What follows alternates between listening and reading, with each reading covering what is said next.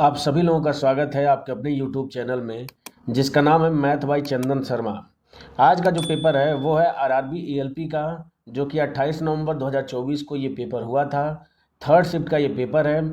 इसमें क्वांट के जितने भी क्वेश्चन पूछे गए हैं वो सारे क्वेश्चन हम एक एक करके डिस्कस करेंगे, जो कि आपके आने वाले 2025 में आरआरबी द्वारा जितने भी एग्जाम होने वाले हैं उन सभी के लिए महत्वपूर्ण होगा। तो वीडियो को अंत तक जरूर देखिए। इसमें हम क्या करेंगे कि क्वेश्चन के थ्रू जो उसके पीछे का जो कॉन्सेप्ट होगा उसको सिखाने का प्रयास करेंगे। तो चलिए बिना किसी देरी के हम स्टार्ट करते हैं। पहला क्वेश्चन कह रहा है कि एक माली अपने आयताकार बगीचे का क्षेत्रफल उसकी लंबाई में 40% की वृद्धि और उसकी चौड़ाई में 20% की कमी करके बढ़ाता है। तो कह रहा है कि नए बागीचे का क्षेत्रफल पुराने बागीचे के क्षेत्रफल से कितने प्रतिशत अधिक होगा। तो देखिए, पहले लंबाई अगर मैं मान लेता हूँ 100 थी, तो अब 40% बढ़ के कितनी हो जा रही है, तो 140 हो जा रही है। चौड़ाई पहले अगर मैं मान लेता हूँ 100 थी, तो अब कितनी हो जाए, 20% कम होके 80 हो जा रही है। तो इसको सिंप्लीफाई कर लेते हैं। तो देखिए, ये 0 से 0 कट जाएगा, ये 0 से ये 0 कट जाएगा। इसका जब हम गुणा करेंगे 10 में 10 का, तो ये हो जाएगा 100, क्योंकि क्षेत्रफल होता है लंबाई गुणे चौड़ाई। ये लंबाई है और ये चौड़ाई है, तो दोनों का गुणा करेंगे तो क्षेत्रफल निकल के आ जाएगा। तो 10 में 10 का गुणा करेंगे तो 100 हो जाएगा। उसी तरह 14 में 8 का गुणा करेंगे तो 14 8 112 होता है। यानी कि अगर पहले क्षेत्रफल 100 था तो अब कितना हो गया, 112 हो गया। तो कितने की वृद्धि हुई है, 12 की। कितने पे, तो कितने पे, तो 100 पे 12 की वृद्धि हुई है। तो आपसे प्रतिशत में पूछ रहा है, तो जब 100 पे 12 की वृद्धि हुई है तो प्रतिशत में क्या आंसर निकल के आ जाएगा, 12% निकल के आ जाएगा, जो कि ऑप्शन नंबर 2 में दिया है। बढ़ते हैं अगले क्वेश्चन पे। अगला क्वेश्चन कह रहा है कि निम्नलिखित में से कौन सी संख्या 7 और 11 दोनों से विभाजित होगी। तो देखिए, 7 से विभाज्यता का 2 नियम है। मैं इसको बता चुका हूँ इस चैनल पे, मैं इसको बता चुका हूँ, आप जाके इसके शॉर्ट्स में चेक कर सकते हैं। देखिए, यहाँ पे मैं फिर से बता देता हूँ कि अगर कोई भी संख्या है तो उसमें 3-3 का पेयर बना लेते हैं। जैसे मान लीजिए अगर पहले वाले ऑप्शन को लें तो हम इसमें 3-3 का पेयर बना लेंगे। तो पहला पेयर हो जाएगा 534 का और दूसरा 2 का हो जाएगा। अब पेयर बनाने के बाद से इनका हम अंतर निकालते हैं, और अगर जो अंतर हमें प्राप्त होता है वो 7 से विभाजित होगा तो पूरी संख्या आपकी 7 से विभाजित होगी। ये तो पहला रूल हो गया। दूसरा रूल ये होता है कि जैसे ये पहला वाला ही ऑप्शन है, तो जो इसके इकाई का अंक है इसका हम दोगुना करेंगे, और दोगुना करने के बाद से जो बाकी संख्या बचेगी यानी कि 253, इसमें से घटा देंगे, और घटाने के बाद से जो संख्या प्राप्त होगी अगर वो 7 से विभाजित है तो पूरी संख्या 7 से विभाजित होगी। ये 7 से विभाज्यता का नियम है। 11 से विभाज्यता का नियम ये कहता है कि सम स्थान के अंकों का योग और विषम स्थान के अंकों का योग और उसका अंतर या तो 0 हो या तो उसका जो अंतर मिले वो 11 से विभाजित हो, तो आपको दी गई संख्या 11 से पूर्णतः विभाजित होगी। तो हम एक एक करके चेक कर लेते हैं। तो पहले वाले ऑप्शन को अगर चेक करें तो 3 और 2 5 हो जाएगा, और 5 और 4 9 हो जाएगा। इसका अंतर 0 नहीं होगा, तो ये क्या हो जाएगा, पहला वाला ऑप्शन आपका 11 से नहीं विभाजित होगा, तो ये तो ऑप्शन नहीं होगा। बाकी देख लेते हैं। तो 8 2 10 हो जाएगा, 6 4 10, यानी कि ये 11 से विभाजित हो सकता है। 7 1 8 7 1 8 ये भी हो सकता है। 3 1 4 और 4 में 0 जोड़ेंगे तो ये 4, यानी कि ये भी विभाजित हो सकता है। यानी कि एक ऑप्शन 11 से विभाजितता के नियम से एलिमिनेट हो गया। अब हम 7 से चेक कर लेते हैं। दूसरा ऑप्शन 7 से चेक कर लेते हैं। तो देखिए, अगर इसको पेयर बनाएंगे, 3-3 का जोड़ा अगर बनाएंगे हम, तो 684 हो जाएगा और एक 2 हो जाएगा। 684 में से 2 घटाएंगे तो कितना हो जाएगा, 682 हो जाएगा। अब पहले वाला रूल कर देंगे कि इकाई का दोगुना करके बाकी वाली संख्या में से घटा देंगे। तो 2 का दोगुना करेंगे 4, और 68 में से 4 घटाएंगे तो 64 होगा। और हमें पता कि 64 7 से विभाजित नहीं है, इसका मतलब दूसरा वाला ऑप्शन भी नहीं होगा। इसी तरह चौथा वाला ऑप्शन चेक कर लेंगे। तो देखिए, चौथा वाला क्या हो जाएगा, एक 14 होगा और एक 3 होगा। तो 14 में से 3 घटाएंगे 11 होगा, 11 7 से विभाजित नहीं है, तो ये भी नहीं होगा। तो सिर्फ और सिर्फ एक ही ऑप्शन बचा, ऑप्शन नंबर 3। ये क्या हो जाएगा, 7 और 11 दोनों से विभाजित होगा, तो ये करेक्ट आंसर हो जाएगा। बढ़ते हैं अगले क्वेश्चन पे। अगला क्वेश्चन कह रहा है कि 10 और 5% की 2 क्रमिक छूट किस एकल छूट के समतुल्य होगी, ये आपको बताना है। तो सक्सेसिव डिस्काउंट का फॉर्मूला हम यूज कर देंगे। तो 10 + 5, और ये कितना हो जाएगा, माइनस हो जाएगा 10 × 5 और डिवाइडेड बाई 100 हो जाएगा। इसको सिंप्लीफाई करेंगे तो 10 में 5 जोड़ेंगे तो 15 हो जाएगा, माइनस ये 0 से 0 कट जाएगा, एक स्थान पे दशमलव हो जाएगा, तो ये हो जाएगा 0.5 हो जाएगा। और 15 में से 0.5 घटाएंगे तो आंसर क्या निकल के आ जाएगा, 14.5% निकल के आ जाएगा, जो कि ऑप्शन नंबर 2 में दिया है। बढ़ते हैं अगले क्वेश्चन पे।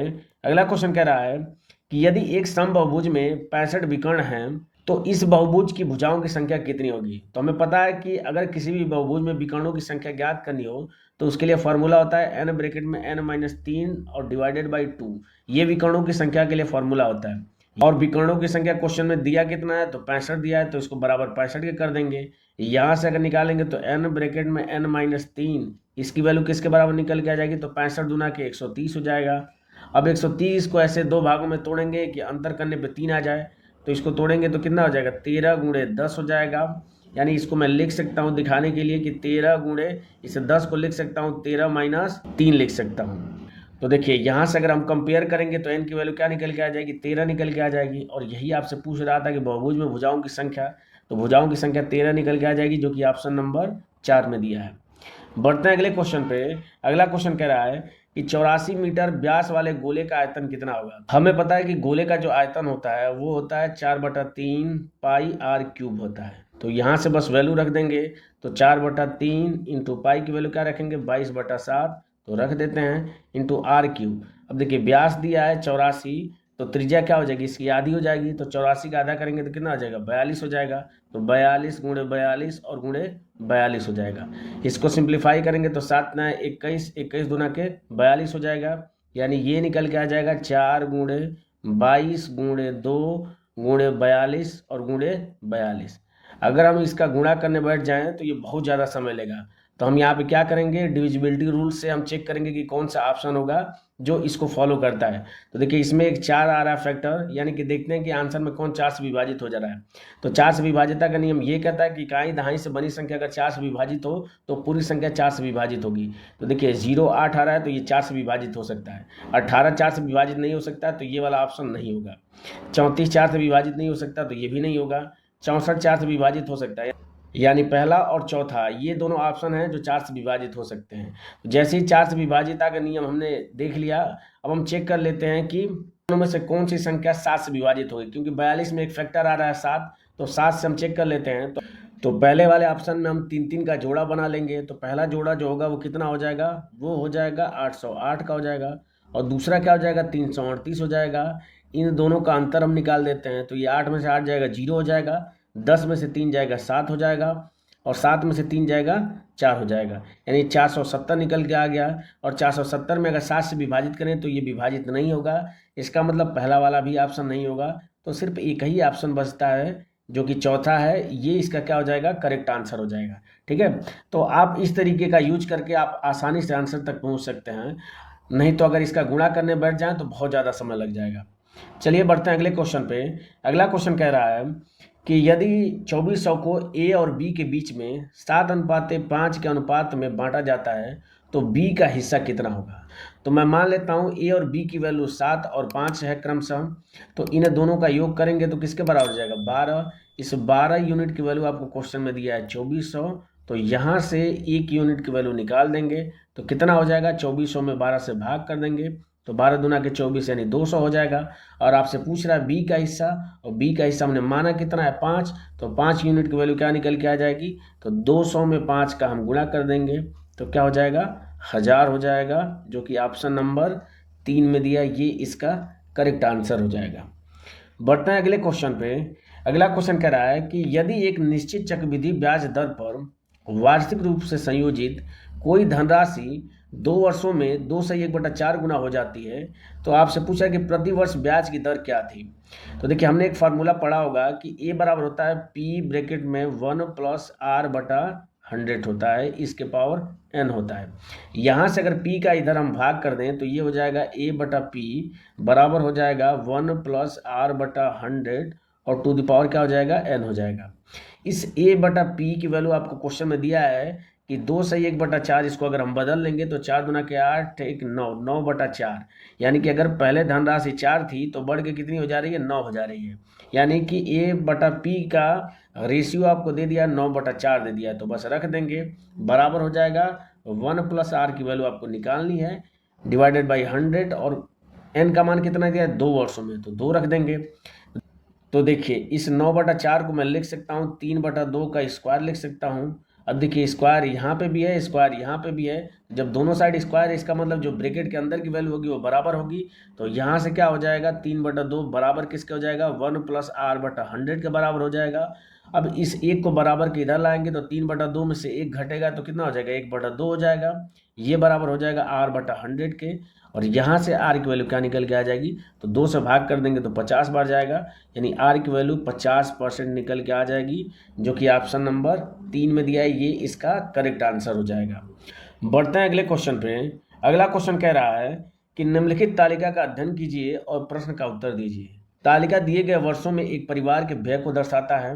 ये आपका वर्ष दिया है और ये व्यय दिया है कि भोजन, वस्त्र, शिक्षा, किराया और अन्य पे कितना उन्होंने व्यय किया है। आपसे क्वेश्चन पूछ रहा है कि वर्ष 2011 और 2012 के लिए परिवार द्वारा भोजन पर कुल कितना व्यय किया गया। तो भोजन का ये हो गया, और 2011 में कितना व्यय किया गया भोजन पे, तो 2000, और 2012 में कितना किया गया तो 2500। दोनों को जोड़ लेंगे तो कितना हो जाएगा, 2 और 2 4000, 4500 यानी 4500, जो कि ऑप्शन नंबर 3 में दिया है, ये इसका क्या हो जाएगा, करेक्ट आंसर हो जाएगा। बढ़ते हैं अगले क्वेश्चन पे। अगला क्वेश्चन कह रहा है कि 1988 में एक शहर की जनसंख्या 50,000 थी। 1989 में एक वर्ष में यह बढ़ गई कितना, 25%। अगले वर्ष में 1990 में 30% घट गई, और अगले वर्ष यानी कि 1991 में 40% की वृद्धि होती है। तो आपसे पूछ रहा है कि 1991 के अंत में जनसंख्या क्या थी। तो देखिए शुरुआत में जनसंख्या 1988 में कितनी थी, तो ये थी 50,000 थी। तो पहले क्या हो रही है, 25% बढ़ रही है। 25% बढ़ने का मतलब क्या आ जाएगा, 5/4 हो रही है। फिर अगले वर्ष क्या हो रही है, 30% घट रही है। 30% घटने का मतलब क्या आ जाएगा, 7/10 हो जाएगा। और अगले वर्ष क्या हो रही है, तो 40% बढ़ रही है। तो 40% बढ़ने का मतलब क्या हो जाएगा, 14/10 हो जाएगा। और बस इसी को सिंप्लीफाई कर देंगे तो हमारा आंसर निकल के आ जाएगा। तो देखिए ये 0 से ये 2 0 से ये 2 0 कट जाएगा। 4 से 100 में भाग करते हैं तो 25 बार जाता है, तो ये 500 है, तो 25 × 5 125 बार चला जाएगा। तो आंसर क्या निकल के आ जाएगा, 125 और गुणे 5 और गुणे 7 और गुणे 14, ये क्या हो जाएगा, आपका आंसर निकल के आ जाएगा। तो देखिए इसका भी गुणा करना थोड़ा सा कठिन है, तो हम क्या करेंगे, यहाँ पे डिजिट सम निकाल देंगे। तो डिजिट सम निकालेंगे तो कितना आ जाएगा, तो 5 2 7 और 1 8 हो जाएगा। 8 × 5 40 यानी 4 हो जाएगा। 7 में 4 का गुणा करेंगे तो 28। तो 28 का डिजिट सम होता है 1, और 1 में 14 का डिजिट सम हो जाएगा 5, और 1 में 5 का गुणा करेंगे तो क्या हो जाएगा, डिजिट सम 5 निकल के आएगा। यानी कि जो भी आंसर होगा उसका डिजिट सम 5 होना चाहिए। तो चेक कर लेते हैं हम कि किसका डिजिट सम 5 है। तो देखिए 6 2 8 और 8 और 2 10 और 5 15, 15 का डिजिट सम 6 है, तो ये ऑप्शन नहीं होगा। इसका देख लेते हैं, तो 6 6 12 हो जाएगा, और 12 और 10 कितना हो जाएगा, 22, 22 का डिजिट सम 4 है, तो ये भी नहीं होगा। इसको अगर हम चेक कर लें तो 5 2 7 और 6 13, 13 का डिजिट सम 4 है, तो ये भी नहीं होगा। तो सिर्फ और सिर्फ ऑप्शन नंबर 2 इसका क्या हो जाएगा, करेक्ट हो जाएगा। क्योंकि इसका डिजिट सम अगर निकालेंगे तो 6 1 7, 7 2 9, 9 को हटा देंगे तो सिर्फ 5 बचेगा, तो इसका डिजिट सम 5 आएगा, तो ये इसका करेक्ट आंसर हो जाएगा। बढ़ते हैं अगले क्वेश्चन पे। अगला क्वेश्चन कह रहा है कि यदि किसी दी गई भिन्न के अंश में 1 जोड़ा जाए और हर में से 1 घटाया जाए तो यह 1 हो जाता है। तो देखिए अगर मैं मान लेता हूं कि भिन्न जो है वो x/y है, तो पहले के अनुसार क्या है कि उसमें अंश में अगर हम 1 जोड़ते हैं, तो कह रहा है कि अगर हर में 1 घटाते हैं तो ये किसके बराबर हो जाता है, तो ये 1 के बराबर हो जाता है। तो यहाँ से अगर हम निकालेंगे तो x - y इसकी वैल्यू किसके बराबर आ जाएगी, तो -2 के बराबर आ जाएगी। आगे कह रहा है कि यदि दिए गए भिन्न में हर में 1 जोड़ा जाए जबकि अंश अपरिवर्तित रहे तब यह 2/3 हो जाती है। यानी कि अंश में कुछ नहीं जोड़ना है और हर में क्या जोड़ना है, अब 1 जोड़ना है, तो उसकी वैल्यू किसके बराबर आ जा रही है, 2/3 के बराबर आ जाएगी। यानी इसको सॉल्व करेंगे तो ये हो जाएगा 3x - 2y बराबर किसके हो जाएगा, 2 के। आपसे क्वेश्चन क्या पूछ रहा है कि भिन्न के अंश और हर का धनात्मक अंतर क्या होगा। तो भिन्न के हर और अंश का धनात्मक अंतर मतलब x - y, इसकी वैल्यू निकालनी है। यानी कि इन दोनों में से जो बड़ी हो उसमें से छोटी वैल्यू घटाने के बाद से आंसर क्या निकलेगा। अगर हम ध्यानपूर्वक देखें तो अभी हम निकालें कि x - y इसकी वैल्यू -2 के बराबर दी है। इसका मतलब क्या है कि y की वैल्यू x से बड़ी है, तो अगर y में से x घटाएंगे तो आंसर क्या निकल के आ जाएगा, 2 निकल के आ जाएगा, जो कि आपसे क्वेश्चन में पूछ रहा था। तो ये क्या हो जाएगा, 2 इसका करेक्ट आंसर हो जाएगा, जो कि ऑप्शन नंबर 4 में दिया हुआ है। बढ़ते हैं अगले क्वेश्चन पे। अगला क्वेश्चन कह रहा है कि 30 विद्यार्थियों की एक कक्षा में एक परीक्षा होती है, 12 विद्यार्थियों का औसत 80 है और बाकी का औसत जो है वो 75 है, तो पूछ रहा है कि पूरी कक्षा का औसत क्या होगा। तो मैं लिख लेता हूँ कि 12 का जो औसत है वो आपको दिया है 80, और बाकी यानी कि 30 विद्यार्थी हैं तो बाकी कितने बच्चे 18, इनका औसत दिया है 75। तो आपसे पूरी कक्षा का औसत पूछ रहा है। तो यहाँ पे हम वेटेज एवरेज का फार्मूला लगा देते हैं। हम ये मान लेते हैं कि पूरी कक्षा का जो एवरेज है वो 75 है, ये हमने माना है। तो ये 80 जो है वो इससे कितना अधिक है 75 से, तो 5 अधिक है। और 5 कितने लोगों पे अधिक होगा, तो 12 लोगों पे 5 अधिक होगा। तो 12 लोगों पे 5 अधिक होगा तो टोटल कितना अधिक हो जाएगा, तो 12 25 60 अधिक हो जाएगा। और ये 60 कितने लोगों में बटेगा, तो ये 12 और 18 यानी कि टोटल विद्यार्थियों की संख्या 30 है, तो 30 लोगों में ये 60 बढ़ जाएगा। तो बस 30 से क्या करेंगे, इसमें भाग कर देंगे तो कितनी बार जाएगा, 2 बार जाएगा। यानी कि जो हमने औसत माना है वो 75 ना हो के उससे 2 अधिक होना चाहिए। तो एग्जैक्ट औसत क्या निकल के आ जाएगी पूरे कक्षा की, तो 77 निकल के आ जाएगी, जो कि ऑप्शन नंबर 4 में 77 दिया, ये इसका करेक्ट आंसर हो जाएगा। बढ़ते हैं अगले क्वेश्चन पे। अगला क्वेश्चन कह रहा है कि 60 और 90 के बीच की सभी अभाज्य संख्याओं का योग कितना होगा। तो 60 और 90 के बीच में जितनी भी अभाज्य संख्याएं हैं सबसे पहले उनको हम लिख लेते हैं। तो पहली हो जाएगी 61, दूसरी हो जाएगी 67, फिर हो जाएगा 71, फिर 73, फिर 79, फिर हो जाएगा 83 हो जाएगा, और फिर क्या हो जाएगा 89 हो जाएगा। ठीक है, किसी भी अभाज्य संख्या को अगर हमें निकालना है तो वो हमें, मैं बता चुका हूँ कि हमेशा 6n ± 1 के रूप में अभाज्य संख्या होती है। ठीक है, जरूरी नहीं है कि वो अभाज्य संख्या हो, लेकिन जो भी अभाज्य संख्या होगी वो इसी पैटर्न पे होगी। तो मैंने बस क्या किया है कि मैं 6 का टेबल पढ़ते गया हूँ। तो 60 हो गया है, फिर 60 से 6 बढ़ाया हूँ तो 66 हो गया है, फिर 66 में 6 जोड़ा हूँ तो 72 हो गया है, फिर 72 में 6 जोड़ा हूँ तो 78 हो गया है, फिर 78 में 6 जोड़ा हूँ तो 84 हो गया है, और 84 में 6 जोड़ा हूँ तो क्या हो गया है 90 हो गया। बस इससे एक कम और एक अधिक, तो चूंकि इससे कम वाली वैल्यू नहीं लेना है तो इसको छोड़ देंगे। इससे अधिक क्या हो जाएगा 61 हो जाएगा। 61 को चेक कर लेंगे कि क्या किसी से विभाजित होता है। अगर ये किसी से विभाजित हो जाता है तो ये अभाज्य संख्या नहीं होगी, और अगर विभाजित नहीं होता है तो इसका मतलब ये अभाज्य संख्या होगी। तो ये अभाज्य संख्या है। उसी तरह क्या करेगा 66 से एक कम करेंगे तो 65 हो जाएगा, और एक अधिक करेंगे तो कितना हो जाएगा 67 हो जाएगा। तो चूंकि 65 5 से विभाजित है तो ये नहीं होगा, इसको छोड़ देंगे। 67 को चेक कर लेंगे तो 67 किसी से विभाजित नहीं होगा, तो 67 क्या हो जाएगी दूसरी अभाज्य संख्या होगी। तो इस तरीके से मैंने पूरी अभाज्य संख्या लिख ली है। आप आगे का चेक करके लिख सकते हैं। और आपसे पूछ रहा है कि इन अभाज्य संख्याओं का योग, तो हम इन सबको जोड़ लेते हैं। तो देखिए 9 3 12, 12 8 20, 21, 21 और 3 24, 25 और 25 और 7 32 और 1 33, यानी कि 3 कैरी हो जाएगा 33 के बाद से। आगे जोड़ते हैं तो ये 8 8 16, 8 3 24, 8 चौक 32, 8 5 40, 8 6 48, 48 उसके बाद से इसमें 4 बढ़ जाएगा, तो 48 में 4 जोड़ेंगे तो कितना हो जाएगा 52 हो जाएगा। यानी कि 523 क्या हो जाएगा, इनका योग निकल के आ जाएगा, जो कि ऑप्शन नंबर 2 में दिया है। बढ़ते हैं अगले क्वेश्चन पे। अगला क्वेश्चन कह रहा है कि x बराबर अगर -1 है तो आपसे पूछ रहा है कि x² - 5 का मान क्या होगा। तो -1 है, इसका स्क्वायर करेंगे तो ये प्लस में 1 हो जाएगा, और 1 में से अगर 5 हम घटाएंगे तो देखिए प्लस और माइनस, इसके सामने प्लस है और इसके सामने माइनस, दोनों में से बड़ा चिन्ह कौन सा है, माइनस हो जाएगा, क्योंकि 5 वाली वैल्यू बड़ी है और बड़ी वाली वैल्यू के सामने का चिन्ह हम रख देते हैं, तो इसलिए माइनस रख देंगे और 5 में से 1 घटाएंगे तो 4 हो जाएगा, यानी कि -4 इसका क्या हो जाएगा आंसर हो जाएगा, जो कि ऑप्शन नंबर 3 में दिया है। बढ़ते हैं अगले क्वेश्चन पे। अगला क्वेश्चन कह रहा है कि एक बेईमान व्यापारी अपने माल को क्रय मूल्य पर बेचने का दावा करता है, लेकिन एक गलत वजन का उपयोग करता है और इस प्रकार 25% का लाभ कमाता है। 100 ग्राम के लिए वह कितने ग्राम वजन का उपयोग करता है, ये आपसे पूछ रहा है। तो 25% की फ्रैक्शन वैल्यू होती है 1/4 होती है, यानी कि अगर वो 4 रुपये में खरीद के लाया है तो बेच कितने में रहा है 5 रुपये में बेच रहा है, यानी कि पैसा वो 5 रुपये का ले रहा है और यूज कितना कर रहा है, वो 4 रुपये वाला यूज कर रहा है। तो इस 5 की वैल्यू आपको क्वेश्चन में दिया है कि 100 ग्राम का यूज कर रहा है तो कितने गुना है, तो ये इसका 20 गुना है। तो आपसे 4 की वैल्यू पूछ रहा है, तो 4 का भी क्या हो जाएगा, ये 20 गुना हो जाएगा। तो 4 का 20 गुना करेंगे तो कितना हो जाएगा 80 ग्राम वजन का यूज कर रहा है, जो कि ऑप्शन नंबर 2 में दिया है, ये इसका करेक्ट आंसर हो जाएगा। बढ़ते हैं अगले क्वेश्चन पे। अगला क्वेश्चन कह रहा है कि भूमि पर एक बिंदु से 18 मीटर ऊंचे खंभे पर लगे एक झंडे के ऊपर और नीचे के कोण क्रमशः 60 अंश और 30 अंश हैं। तो आपसे पूछ रहा है कि झंडे की ऊंचाई कितनी होगी। मैं चित्र बना के समझा देता हूँ कि जैसे मान लीजिए कि ये खंभा है, जिसकी लंबाई आपको दे दिया कि 18 मीटर का ये खंबा है। इसके ऊपर एक झंडा लगा है, मान लीजिए कि ये झंडा है। तो कह रहा है कि एक बिंदु है, मान लीजिए कि इस भूमि पर एक बिंदु ये है, और इस बिंदु से इस झंडे के शिखर का जो उन्नयन कोण है वो कितना है, 60 अंश है। और इसके बाद यानी कि नीचे वाले बिंदु से इसी बिंदु का जो उन्नयन कोण है वो कितना है, 30 अंश है। आपसे पूछ रहा है कि इसकी लंबाई झंडे की। ठीक है, तो लगा लेते हैं। तो देखिए tan 30 अंश का मान हमें पता है कि 1/3 होता है। तो अगर मैं इसको 1 मानता हूं तो ये कितना हो जाएगा, कर्ण में 3 हो जाएगा। तो देखिए अगर 1 की वैल्यू अगर 18 दिया है तो कर्ण में 3 की वैल्यू क्या हो जाएगी, तो इस कर्ण में 3 की वैल्यू हो जाएगी 18, कर्ण में 3 हो जाएगी। अब इस बड़े वाले त्रिभुज को लेते हैं जिसमें 60 अंश दिया है। तो tan 60 अंश का मान होता है कर्ण में 3। तो अगर ये पूरी वैल्यू अगर कर्ण में 3 है तो ये वाली वैल्यू कितनी हो जाएगी, तो ये वैल्यू 1 हो जाएगी।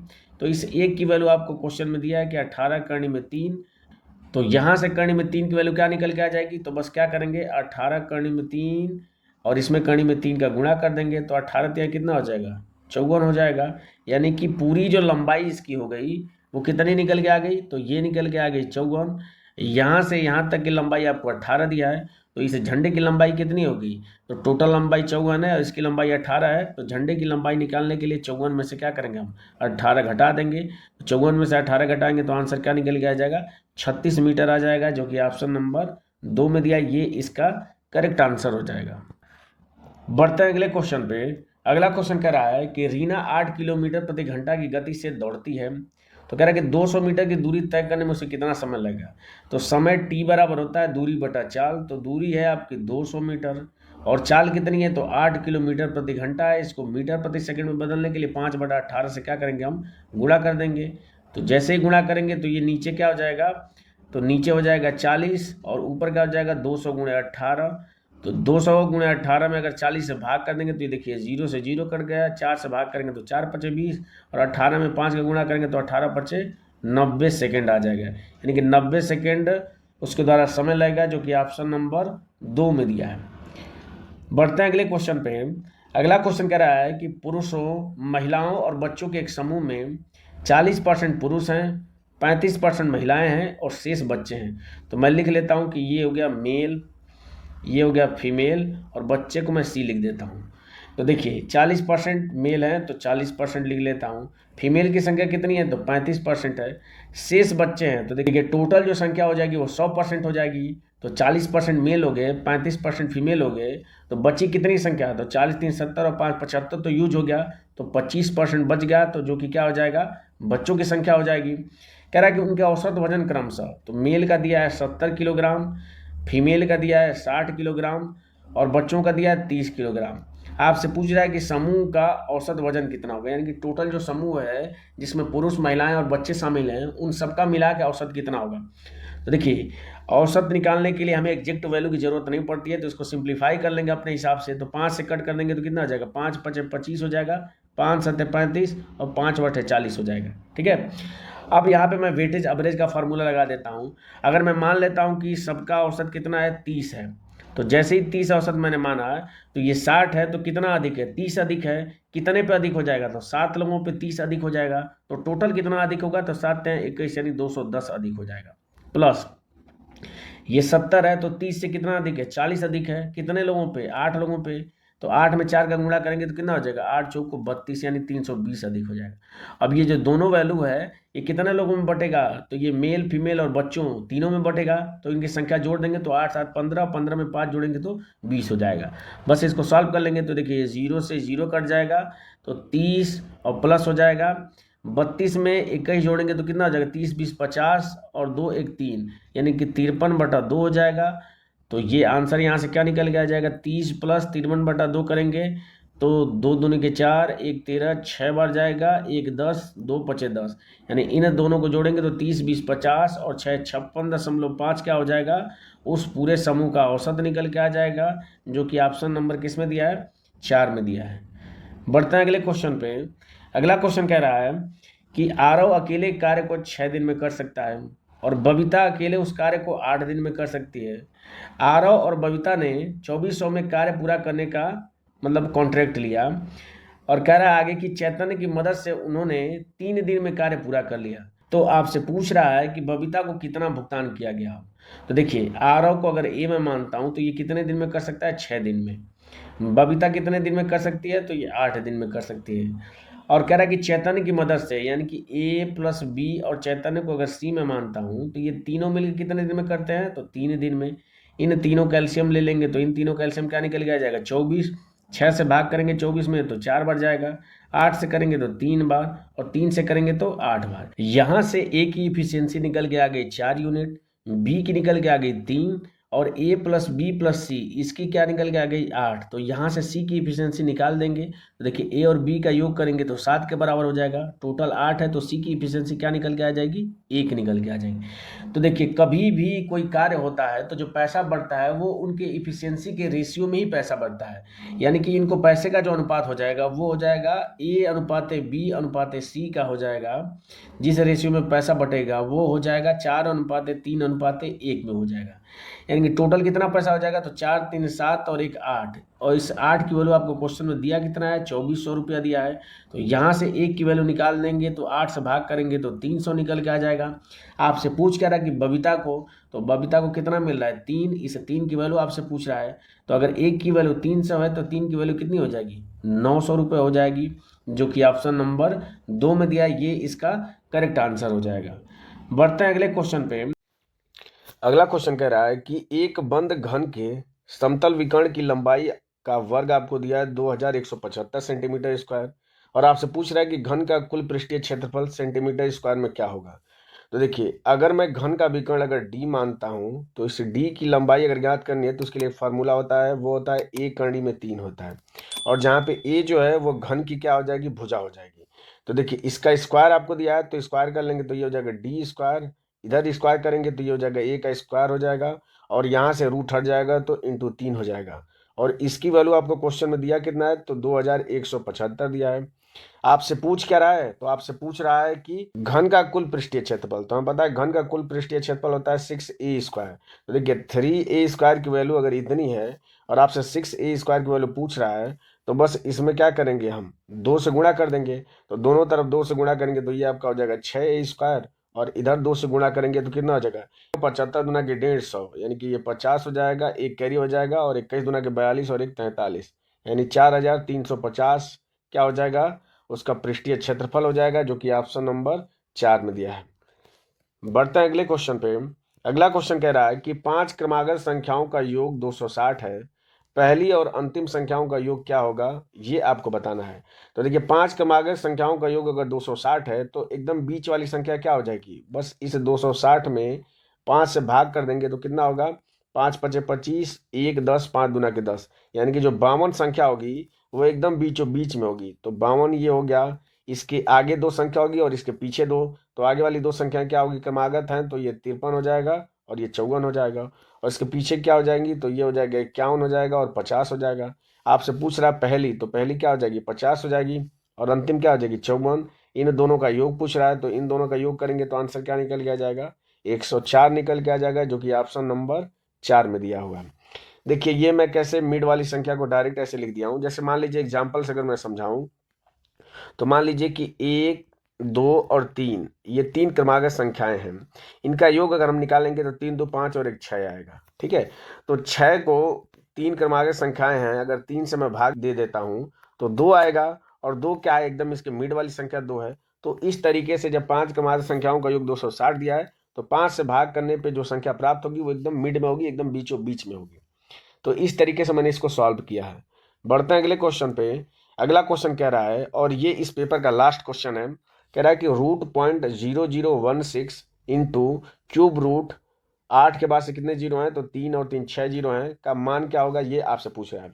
तो देखिए 4 स्थान पे दशमलव है, तो जब इसका रूट लेंगे तो दशमलव कितने स्थान पे हो जाएगा, 2 स्थान पे हो जाएगा, 16 का स्क्वायर रूट हो जाएगा 4, 2 स्थान पे दशमलव बढ़ाने के लिए एक जीरो बढ़ा देंगे, और इंटू, अब देखिए क्यूब रूट लेना है तो इसमें 3 3 का पेयर बनाएंगे, तो 6 अगर जीरो हैं तो इनमें से 3 3 के पेयर में से अगर निकालेंगे तो 2 जीरो बाहर निकल जाएंगे, और 8 का क्यूब रूट कितना हो जाएगा, 2 हो जाएगा।